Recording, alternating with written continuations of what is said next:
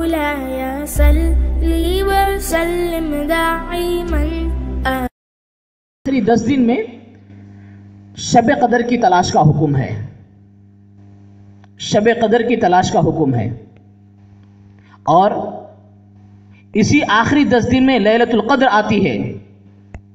اس کی لیلۃ القدر کی بڑی فضیلت ہے.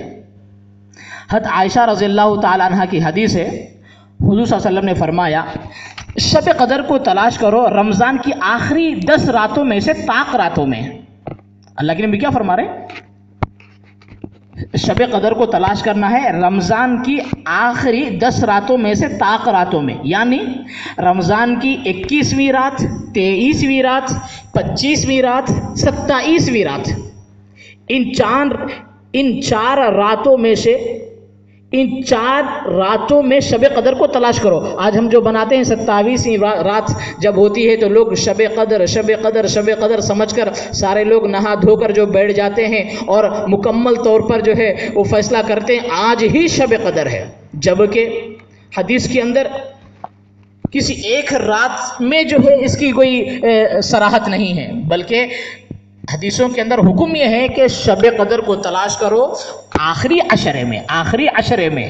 اور اللہ کے نبی تو فرما دیے کہ آخری 10 دن کے طاق راتوں میں تو شب قدر آتی ہے. تو ایسے وقت میں 21ویں رات، 23ویں رات، 25ویں رات، 27ویں رات، ان راتوں میں خصوصاً عبادات کے لیے تیار ہو جانا ہے. شب قدر کی تلاش کیسے کریں؟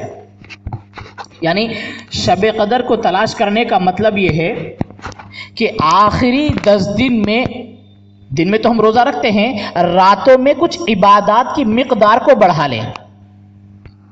اللہ کے نبی علیہ الصلوۃ والسلام آخری 10 دن میں عبادت زیادہ کرتے تھے، عبادت کی مقدار حضور کی بڑھ جاتی تھی. تو شب قدر کو تلاش کرنے کا مطلب یہ ہے کہ یہ طاق راتوں میں 21، 23، 25، 27ویں راتوں میں دوسرے دنوں کے مقابلے میں ان راتوں میں کچھ عبادات زیادہ کر لیں. میرے بھائیوں، 1000 لیلۃ القدر خیر من 1000 شہر. اللہ تعالیٰ فرما رہے ہیں کہ 1000 مہینوں کی عبادت سے بھی زیادہ فضیلت والی جو ہے رات ہے یہ.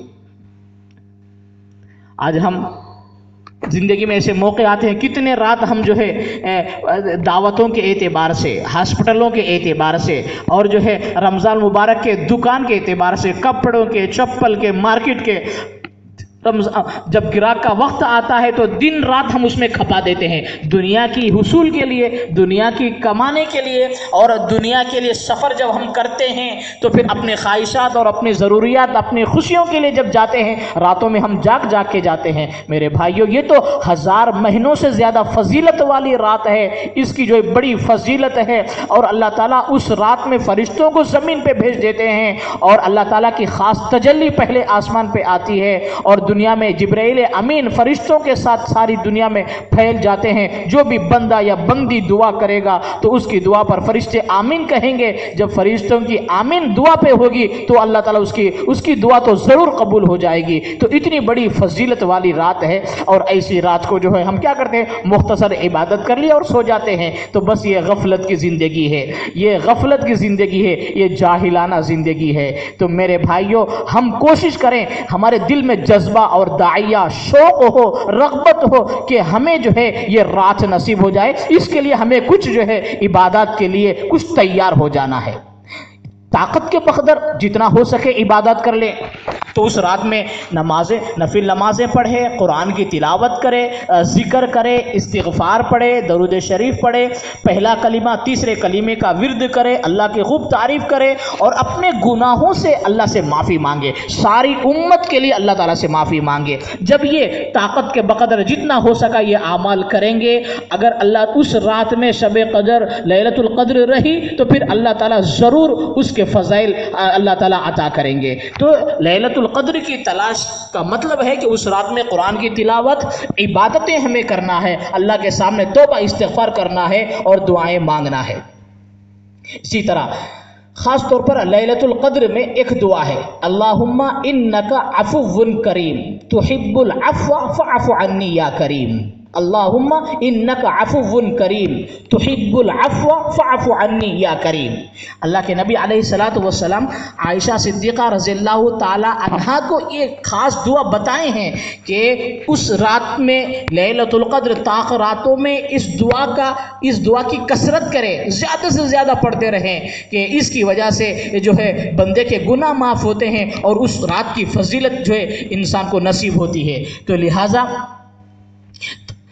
بڑے خوش نصیب ہیں وہ لوگ جن کو یہ مبارک رات نصیب ہو جائے، بڑے خوش نصیب ہیں وہ لوگ جن کو یہ رات نصیب ہو جائے، کیونکہ 1000 مہینوں سے زیادہ فضیلت والی رات ہے۔ جس کو یہ نصیب ہو گئی اس کی مقدر چمک گئی، جس کو یہ نصیب ہو گئی اس کی مقدر چمک گئی، دنیا وہ آخرت بن گئی۔ لہٰذا اس رات کو پانے کی دل میں خوب تمنا رکھے اور ان راتوں میں عبادت کرے، اللہ تعالیٰ سے دعائیں مانگے۔ محترم حضرات، رمضان المبارک کی برکتیں اور رحمتیں بے شمار ہیں۔ یہ آخرت کمانے اور بنانے کا مہینہ ہے، اس کے لیے پہلے سے تیاری کرنے کی ضرورت ہے۔ اس مہینے میں زیادہ سے زیادہ وقت ذکر، عبادت، تلاوت، دعا کے لیے اپنے وقت کو فارغ کریں، ورنہ قبر میں ایک ایک نیکی کو ترسنا پڑے گا، ایک ایک نیکی کو قبر میں ترسنا پڑے گا۔ اس مہینے میں گناہوں سے بچنے کی خوب کوشش کریں، آنکھ، کان، ناک، دل، زبان، ہاتھ، پیروں کو گناہوں سے بچائیں، ٹی وی نہ دیکھیں، گانا نہ سنیں، خواتین بے پردگی کے گناہوں سے خاص طور پر بچیں۔ آج کیا ہوتا ہے کہ بس روزہ رکھتے ہیں، فون لے کر بیٹھ جاتے ہیں، جس میں جو ہے آنکھوں کی حفاظت نہیں ہو پاتی، گانا سنتے ہیں، جس میں جو ہے حرام چیزیں ہم آنکھوں سے دیکھتے ہیں، بس روزہ رہ رہے ہیں اور یہ ساری چیزیں گناہ کر رہے ہیں، تو اس کا ثواب کیسے ملے گا؟ تو لہٰذا ہم جو ہے یہ فون کے گناہوں سے ہم بچے، روزہ جب رکھتے ہیں تو پھر ایسے وقت میں مکمل پرہیز کرے گناہوں سے، گالی سے، جھوٹ، غیبت، چغلی، لڑائی جھگڑوں سے خاص طور پر بچے، گناہوں سے۔ رمضان المبارک کے جب روزے رکھ رہے ہیں تو ہم گناہوں سے بچنے کا پورے کا پورا اہتمام کریں۔ اسی طرح رمضان المبارک میں چند کام کرنے کے ہیں، اسے غور سے سنیں، یاد رکھیں کہ وہ یہ ہے کہ اللہ کے نبی علیہ الصلوۃ والسلام نے صحابہ سے رمضان سے پہلے ایک بیان دیا تھا، ابھی آپ حضرات کے سامنے بتایا تھا کہ حضور علیہ الصلوۃ والسلام نے خطبہ دیا صحابہ کے سامنے۔ اس خطبے کا ایک جملہ یہ بھی ہے کہ اللہ کے نبی نے فرمایا کہ اے لوگو، فضیلت بتائی ہے، ہم رمضان المبارک کے مہینے میں کوئی بندہ کسی روزے دار کو افطار کرا دے تو اس کی یہ فضیلت چھوٹی نہیں ہے، بہت بڑی ہے، بڑی فضیلت ہے۔ حضور اکرم صلی اللہ علیہ وسلم افطار کرانے کی فضیلت کو بیان کرتے ہوئے اس پر ملنے والی اجر و ثواب کا تذکرہ فرمایا۔ پہلی چیز فرمایا کوئی بندہ کسی کا افطار کرا دے تو فرمایا کان لہو مغفرۃ لذنوبہ، تو پہلا فرمایا کہ کوئی بندہ کسی کا افطار کرا دے تو یہ کسی بندے کا کسی کا افطار کرانے سے اس کا ایک پہلا بدلہ ہے کہ اللہ تعالیٰ اس کے تمام گناہوں کو معاف فرما دیں گے، وَعِتْقُ رَقَبَتِهِ مِنَ النَّارِ، اور اس پر دوزخ کی آگ حرام کر دیں گے۔ تیسری چیز ہے وَقَانَ لَهُ مِثْلُ أَجْرِهِ، اور روزے دار کے اتنا ثواب، روزے دار کی روزے میں کمی کیے بغیر اس بندے کو اتنا ثواب عطا کریں گے۔ تو تین فضیلتیں ہوئی ہیں کہ کوئی بندہ کسی کا روزہ افطار کرا دے تو اس کے تمام گناہ معاف ہو جاتے ہیں۔ نمبر 2، دوزخ کی آگ اس پر اللہ حرام کر دیتے ہیں۔ نمبر 3، روزے دار کا اتنا بدلہ اللہ اس بندے کو بھی عطا کرتے ہیں، یعنی کھلانے والے بندے کو۔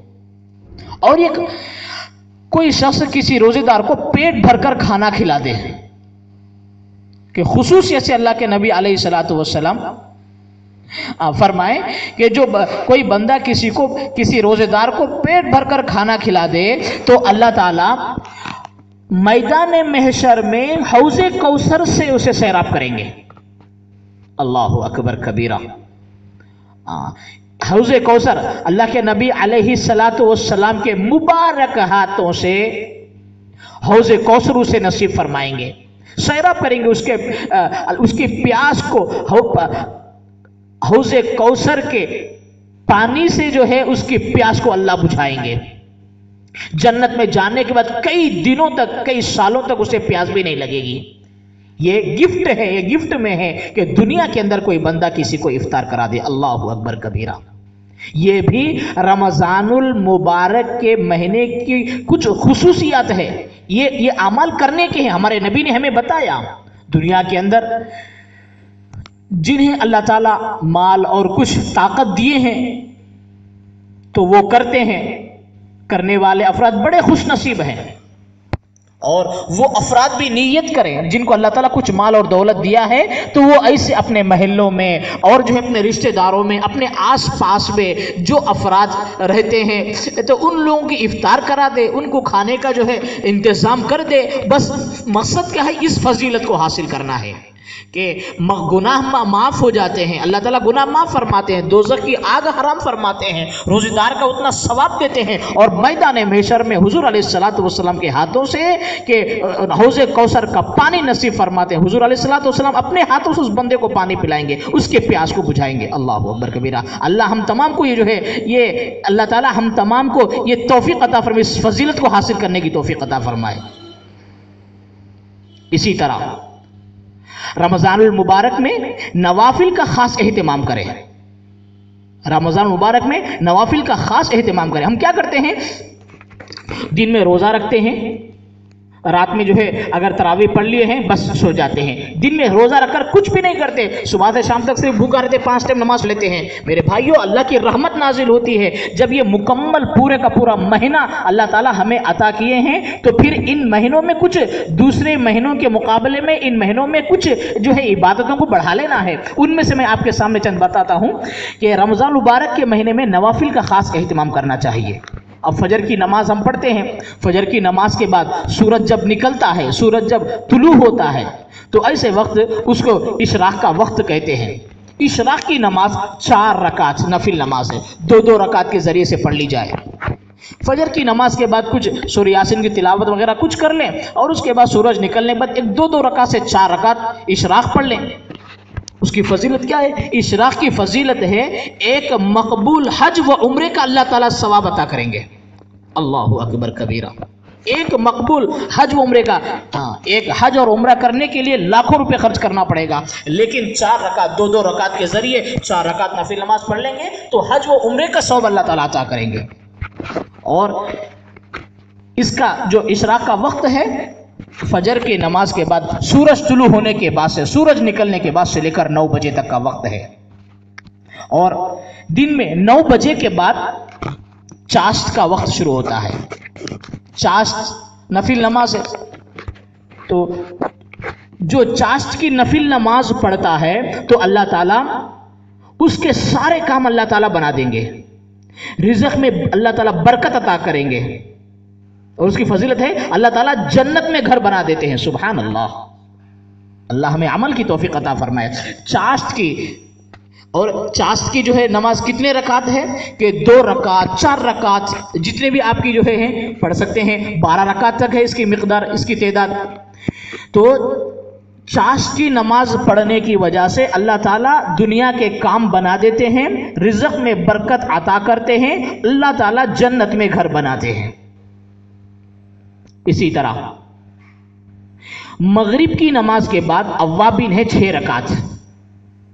مغرب کی نماز کے بعد ہے اوابین 6 رکعت. 2 رکعت کے ذریعے پڑھ لیں، 6 رکعت پڑھ لیں گے.